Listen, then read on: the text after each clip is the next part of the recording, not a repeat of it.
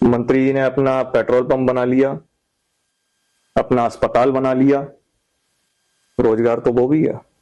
हमने जिसका साथ दिया है, जिसके हैं उसके लिए हमेशा हैं, और कम से कम मैं अपनी जिम्मेवारी पूरी ले रहा हूं। मैं अपने जीवन के आखिरी क्षण तक जिसने हमारा कभी भी अगर साथ दिया है उसके कर्जमंद हैं, और उसके कर्जमंद रहकर ही उसकी सेवा करेंगे। नमस्कार साथियों, आप में से बहुत से साथी कई बार कमेंट बॉक्स में कह रहे थे कि अमित राज यादव जी से बात करिए क्योंकि चुनाव नजदीक में आने वाला है।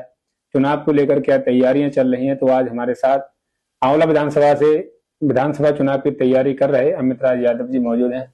आपका बहुत बहुत स्वागत है। धन्यवाद, और आपके श्रोताओं को बहुत बहुत साधुवाद। आपका बहुत बहुत धन्यवाद, आपने अपने श्रोताओं तक पहुंचने का एक मौका मुझे दिया।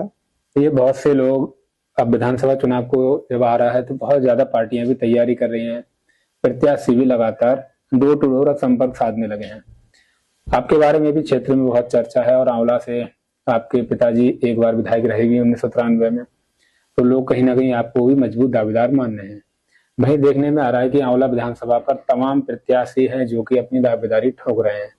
तो अब की बार आपको क्या लगता है कि इतने लोग दावेदारी कर रहे हैं, टिकट का जो वितरण होगा वो लगभग कब तक होगा, जिससे कि जो सस्पेंस बना हुआ है जनता के बीच में वो खत्म होगा? देखिए, दावेदारी करने का तो अधिकार सभी को है। जो भी पार्टी का एक कार्यकर्ता होता है उसको भी अपनी दावेदारी पेश करने का अधिकार है। पार्टी में लोकतांत्रिक व्यवस्थाओं से हमारी पार्टी चलती है। सभी कार्यकर्ताओं का और सभी नेताओं का बहुत सम्मान है। रही बात टिकट की, तो किसी एक को मिलेगा और वो राष्ट्रीय अध्यक्ष जी जिस पे विश्वास जताएंगे उसको मिलेगा।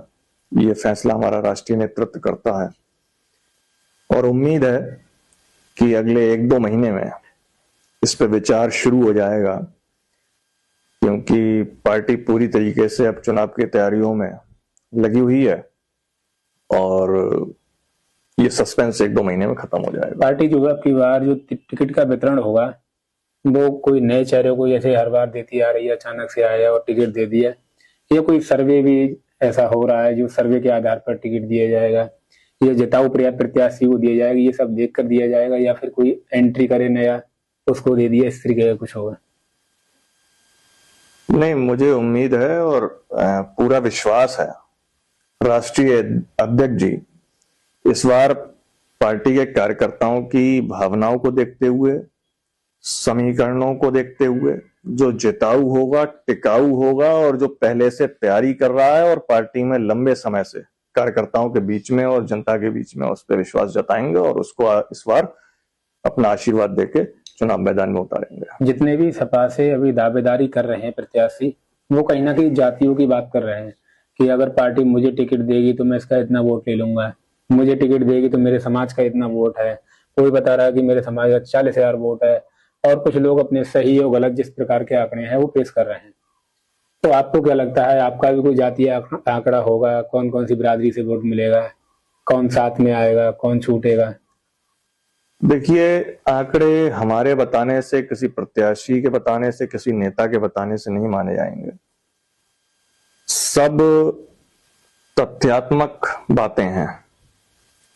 जनसंख्या की, वोटों की गिनती की हुई है, और राष्ट्रीय अध्यक्ष जी की एक बहुत बड़ी टीम हर पार्टी के पास होती है, और राष्ट्रीय अध्यक्ष जी की बहुत बड़ी टीम इन सब चीजों पे बहुत गहनता से निगरानी रखी हुई है।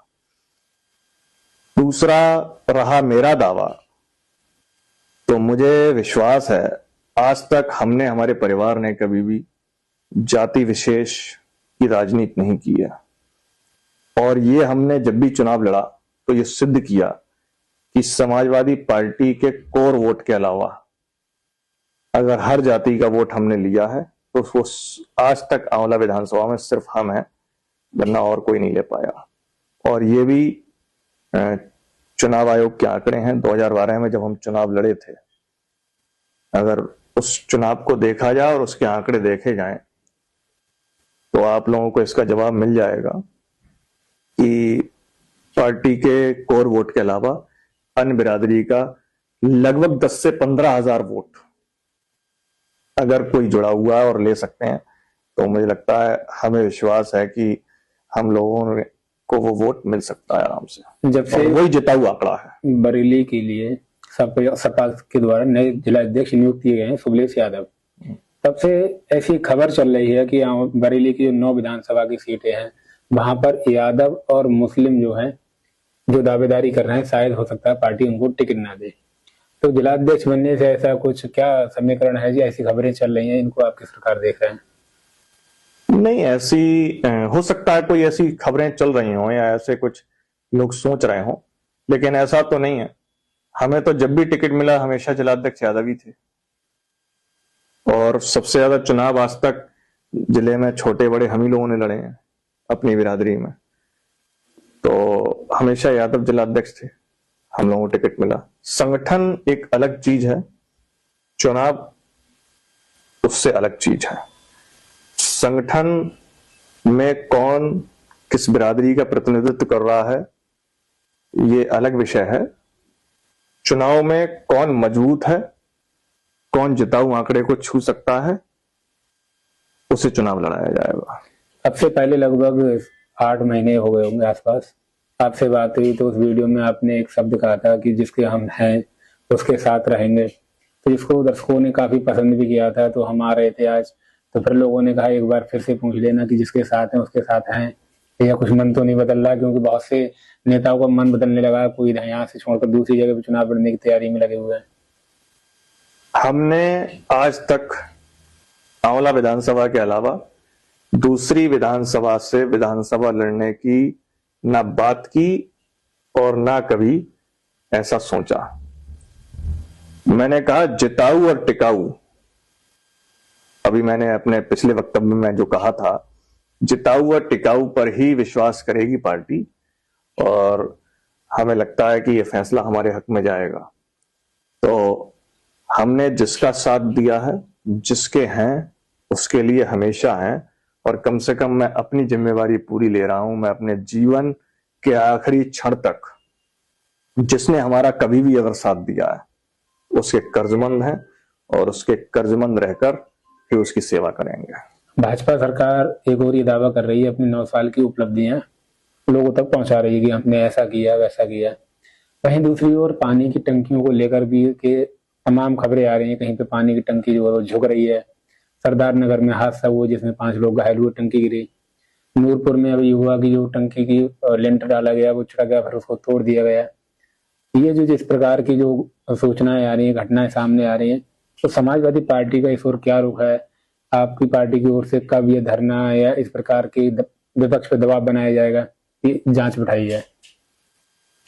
देखिए, केंद्र में 12 साल हो गए भारतीय जनता पार्टी को नेतृत्व करते हुए, प्रदेश में 9 साल हो गए।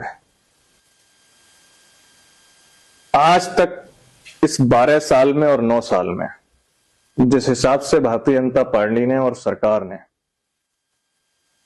लगातार प्रचारित किया है डबल इंजन की सरकार, एक अच्छा मौका था भारतीय जनता पार्टी पे प्रदेश को और देश को अच्छे तरक्की के रास्ते पे ले जाने का। ज्यादातर प्रदेशों में भारतीय जनता पार्टी की सरकार है, और जब केंद्र सरकार अपनी होती है तो राज्य सरकारों को